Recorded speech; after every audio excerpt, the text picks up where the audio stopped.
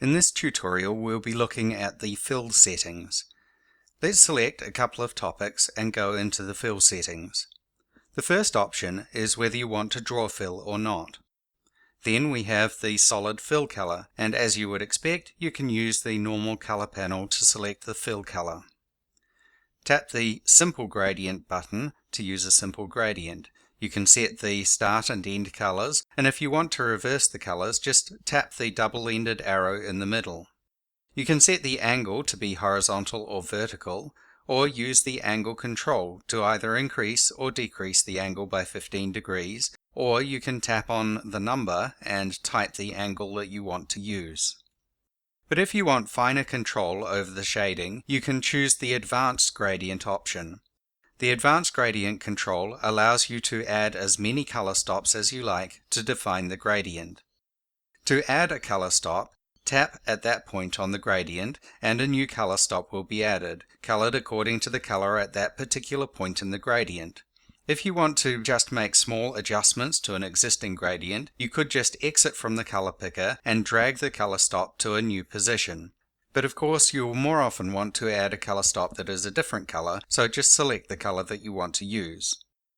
Just tap on a color stop to select a new color for it. To remove a color stop, drag it down off the control. You'll see that as you drag it down it will leave an empty gray color stop, and if you let it go there, the color stop will be removed. You can select whether you want to have a linear or radial gradient using these buttons. The double arrow button allows you to reverse the colors in the gradient, and just like the simple gradient, you can use the angle control to change the angle of the gradient. And you can see what happens if you turn the glassy effect on. The next section is texture images. Texture images are tiled in the background of topics. They have a completely different purpose than the topic images and image shapes. Tap on the image box to select the image you want to use. This will show the image selector panel, which will, by default, show the textures from the image library. At the top left, you'll see a magnifying glass which is used to show the filtering options like this.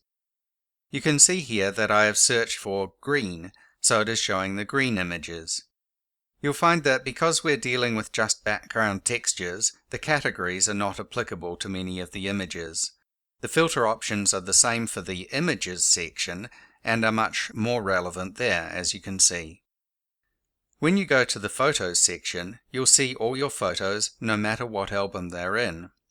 If you tap the magnifying glass, you'll see that the search options allow you to select which album or albums you want to view. Multiple selection is allowed. If you want to see all your albums, tap the Clear button. You can also tap the Camera button to take a photo. Once you've taken the picture, you'll be able to preview it and either use it or retake it. When you either take a photo or choose a picture from your photos, it will be presented with a crop panel like this. To crop the image, either use a pinch gesture to zoom into the area that you want, or move the corners or sides of the control to select the area that you want. You can also drag to move the image, and you can use a two-finger rotate gesture to rotate the image. Once you have the area of the image you want selected and rotated to the angle that you want, tap the Crop button. If you decide that you want to use the image uncropped, tap the Use Uncropped button. The Cancel button cancels the image selection.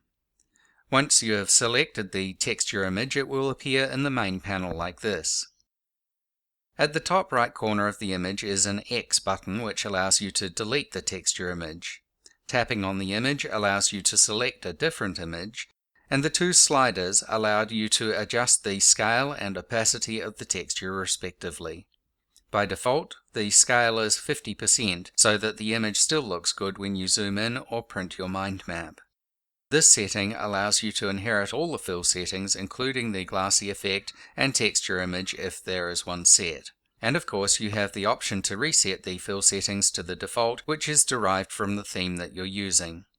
The other thing that you should know about fill settings is that they can be applied to the mind map background too.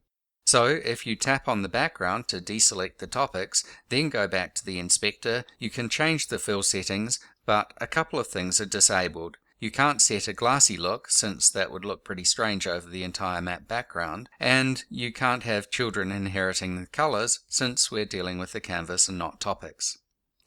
So as you can see, you have a huge amount of control over how your mind maps look by using the fill settings for topics and background canvas.